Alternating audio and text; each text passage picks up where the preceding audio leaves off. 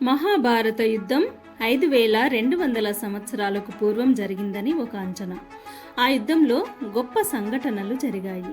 అందులో అతి గొప్ప సంఘటన ఏంటంటే భగవద్గీతను శ్రీకృష్ణుడు అర్జునునికి బోధించడం.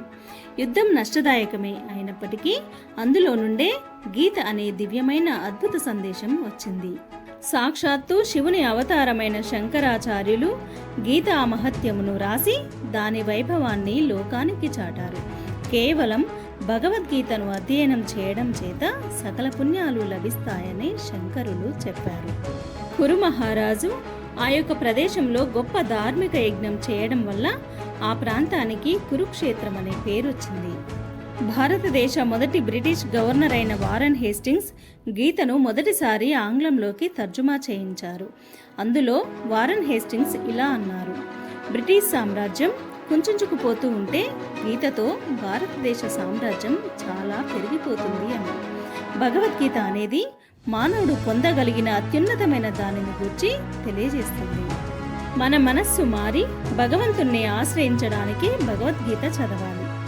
భగవద్గీత గొప్ప పుస్తకం. ఎందుకంటే ప్రపంచంలో ఏ గ్రంథానికి పుట్టినరోజు చేయము, కానీ భగవద్గీతకు పుట్టినరోజు చేస్తాము. గీతా జయంతిగా జరుపుకుంటాము. భగవద్గీత చక్కగా అర్థం చేసుకుని జీవితానికి అన్వయించుకుంటే ఖచ్చితంగా విజయాలను పొందుతాము. ధృతరాష్ట్రుడు, విదురుడు, పాండురాజు ముగ్గురు అన్నదమ్ములు. వీరిలో ధృతరాష్ట్రుడు గుడ్డివాడైనందున రాజు కాలేకపోతాడు. కొన్నాళ్ల పాటు పాండురాజు రాజుగా ఉండి ఎంతో రాజ్య విస్తరణ చేసి ఆ తర్వాత తపస్సుకై అరణ్యాలకి వెళ్ళిపోతాడు.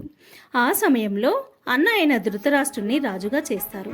అయితే ఆనాటి క్షత్రియ నీతి ప్రకారం రాజు యొక్క సంతానానికి రాజ్యాన్ని ఇవ్వవలసి ఉంటుంది.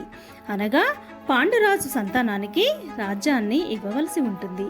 అసలు పాండురాజుకి సంతానం కలగదని భావించిన కౌరవులు ఎంతో సంతోషంగా ఉన్నారు. కానీ పాండురాజుకు 5గురు సంతానం అని తెలిసి రాజ్యం తమ స్వంతం కాకుండా పోతుందేమోనని పాండవులను చూసి అసూయపడతారు. కౌరవులు ఎన్నో రకాలుగా పాండవులను కష్టాలకు గురి చేస్తారు. జూదానికి పిలిచి ఆస్తులు మొత్తం లాక్కుంటారు. అయినా సరే పాండవులు రాజ్యం మొత్తం మాకు అవసరం లేదు, 5 ఊర్లు ఇస్తే చాలు అంటారు. దుర్యోధనుడు 5 ఊర్లు కాదు గదా, 5 అడుగుల నేల కూడా ఇవ్వనంటాడు. పాండవులను ఎలాగైనా చంపాలని చూస్తాడు దుర్యోధనుడు. శాంతి కోసం సకల ప్రయత్నాలు చేసినా కౌరవులు మారకపోవడంతో పాండవులు ఇక తప్పదని భావించి యుద్ధానికి సన్నద్ధమవుతారు. అంతా యుద్ధానికి సిద్ధమవుతున్న సమయంలో అర్జునుడు, దుర్యోధనుడు శ్రీకృష్ణుడి దగ్గరకు వెళతారు. అర్జునుడు కృష్ణుడి పాదాల చెంత కూర్చుంటాడు. ముందుగా వెళ్ళిన దుర్యోధనుడు శిరస్సు వద్ద కూర్చుంటాడు. నిద్ర లేచిన శ్రీకృష్ణుడు ముందుగా ఎదురుగా పాదాల దగ్గర కూర్చున్న అర్జునుడిని చూస్తాడు. అర్జునా, ఏం కావాలి, ఎందుకు వచ్చావు అని అడుగుతాడు. దుర్యోధనుడు, నేనే ముందొచ్చాను కృష్ణ, నన్నడుగు అంటాడు. చిన్నవాడు అర్జునుడు కాబట్టి అర్జునుడినే అడగాలి అని చెప్పి కృష్ణుడు ఇలా అంటాడు: నేను మాత్రం అస్త్రం పట్టను, మీకు నేను కావాలో నా సైన్యం కావాలో మీరే నిర్ణయించుకోండి అంటాడు. అప్పుడు అర్జునుడు, కృష్ణ నువ్వుంటే చాలు, మాకేమీ వద్దు అంటాడు. దుర్యోధనుడు మాత్రం తనకి సైన్యమే కావాలని కోరుతాడు. చూడండి, అన్నదమ్ముల పిల్లలు పూర్వీకుల ఆస్తులను సమానంగా పంచుకోవడంలో తప్పులేదు. కానీ ఒక్కరే ఆస్తి మొత్తం అనుభవిస్తూ మిగతా వారిని విస్మరించడం ఎంతవరకు సమంజసం? ఈ కాలంలో కూడా ఇలా చేస్తే గొడవలు రావా చెప్పండి? కురుక్షేత్రంలో సైన్యం మోహరించి ఉంది. పాండవుల సైన్యాన్ని చూసి దుర్యోధనుడు ద్రోణుడి వద్దకు వెళ్ళి ఒకసారి పాండవుల సైన్యాన్ని చూడమంటాడు. పాండవులతో పాటుగా ఉన్న ద్రుపదుని పుత్రుడైన దృష్టద్యుమ్నుని కూడా చూడమంటాడు. దృష్టద్యుమ్నుడు ద్రుపదుని యొక్క కుమారుడు. ద్రోణుడిని చంపడానికే ఒక యజ్ఞాన్ని చేస్తాడు ద్రుపదుడు. ఆ యజ్ఞంలోంచి పుట్టినవాడు దృష్టద్యుమ్నుడు.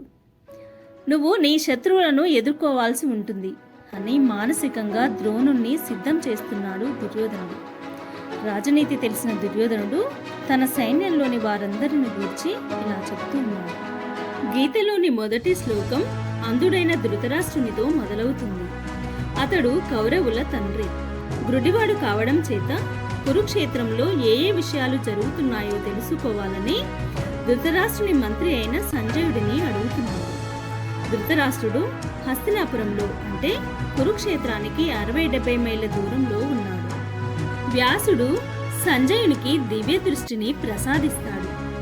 వీరిద్దరూ హస్తినాపుర రాజమందిరంలో ఉన్నారు. కురుక్షేత్రంలో యుద్ధ సన్నాహాలు జరుగుతున్నాయి. భగవద్గీతలోని మొదటి శ్లోకం ధృతరాష్ట్రుని ప్రశ్నతో ప్రారంభమవుతుంది. మహాభారత కాలానికి కురుక్షేత్రంలో దివ్యమైన సంఘటనలు జరిగాయి. అప్పటికే దానిని పవిత్ర ప్రదేశంగా గుర్తించారు. అందువల్ల కురుక్షేత్రాన్ని ధర్మక్షేత్రమని అంటారు.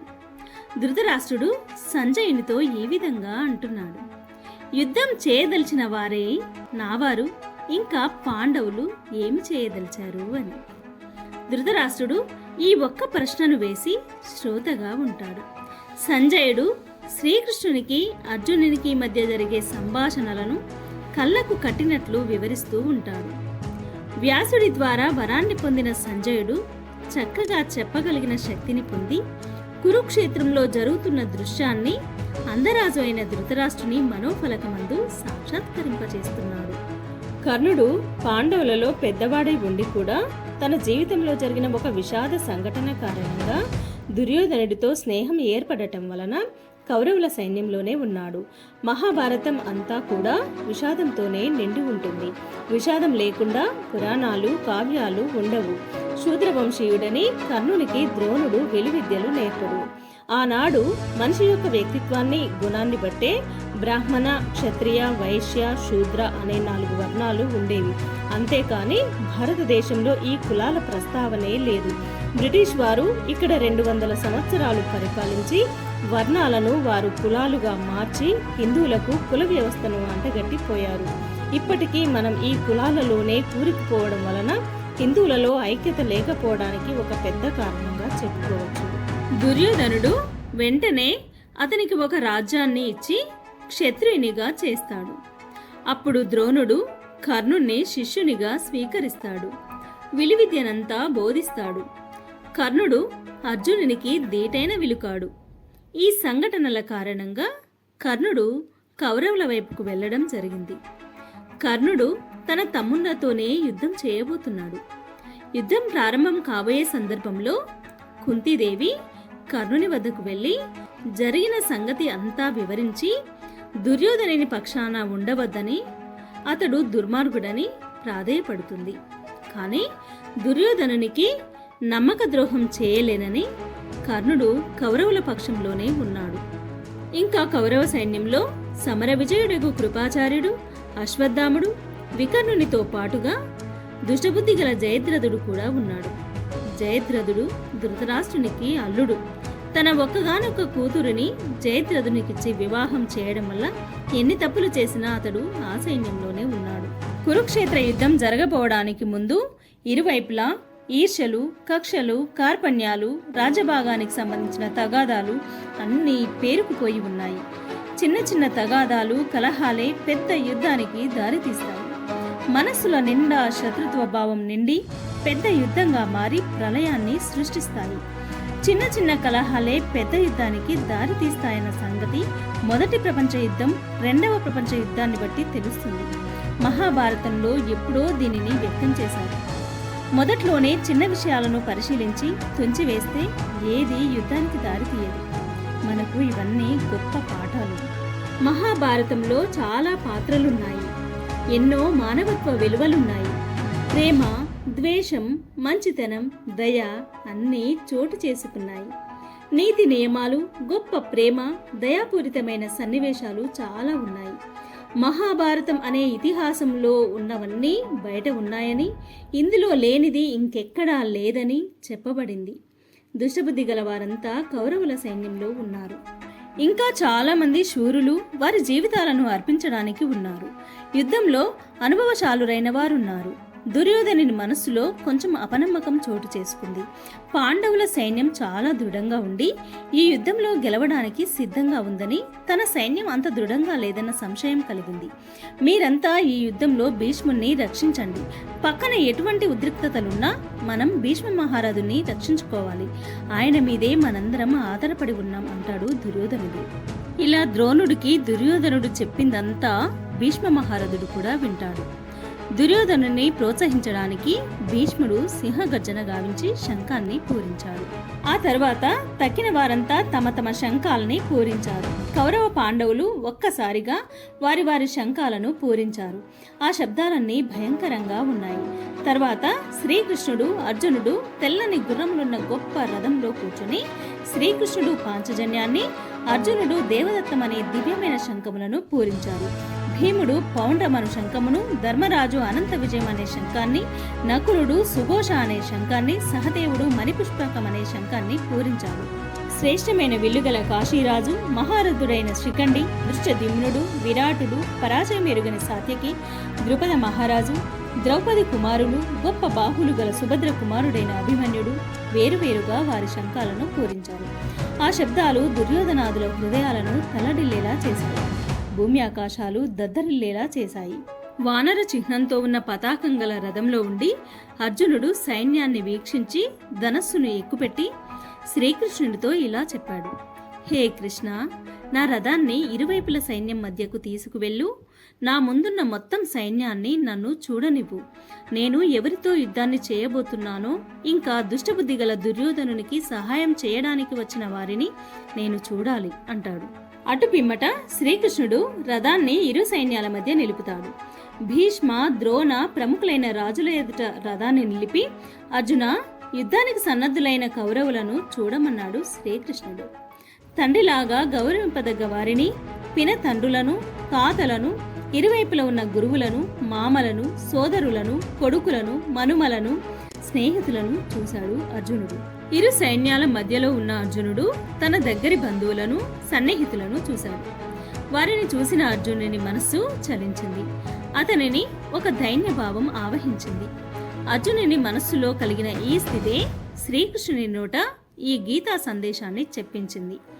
ఇలా అందర్నీ చూసిన అర్జునుడు బంధువులందరి పట్ల విపరీతమైన దయ కలిగి శోకతప్త హృదయంతో ఇలా చెప్పాడు: కృష్ణ, నా ముందున్న నా వారినంతా చూస్తున్నా. నా శరీరం వణుకుతోంది. నా నోరు ఎండిపోతుంది. శరీరం కంపించి గగురు పొడుస్తుంది. అంతేకాదు, నా చేతిలో ధనుస్సు నిలవకున్నది. నా చర్మం ఎండిపోతుంది. కొన్ని ఆకస్మిక పరిస్థితులలో మనస్సులో ఈ విధంగానే ఉంటుంది కదండి. తీవ్రమైన మానసిక సంక్షోభాన్ని, శారీరక దుర్బలతను ఈ వర్ణన వల్ల మనం గ్రహించవచ్చు. నేనిక్కడ ఉండలేకపోతున్నాను, కూర్చోలేకపోతున్నాను, నా తల తిరుగుతుంది, విపరీతమైన చెడు శకునాలను చూస్తున్నాను. మనస్సు బలహీనంగా ఉన్నప్పుడు చాలా దుశ్శకునాలను చూడడం జరుగుతుంది. సొంత వారిని చంపడం వల్ల శ్రేయస్సు ఎలా కలుగుతుందో నేను తెలుసుకోలేకపోతున్నాను. ఈ యుద్ధంలో నాకు విజయం వద్దు, రాజ్యం వద్దు, రాజ్యం వల్ల కలిగే సుఖాలు, సౌకర్యాలు వద్దు అంటాడు అర్జునుడు. ఎవరి కొరకైతే భోగములు, ఆనందం, ఈ రాజ్యం కావాలని కాంక్షిస్తున్నామో వారంతా ఈ యుద్ధరంగంలో ప్రాణాలు సైతం త్యజించడానికి సిద్ధంగా ఉన్నారు.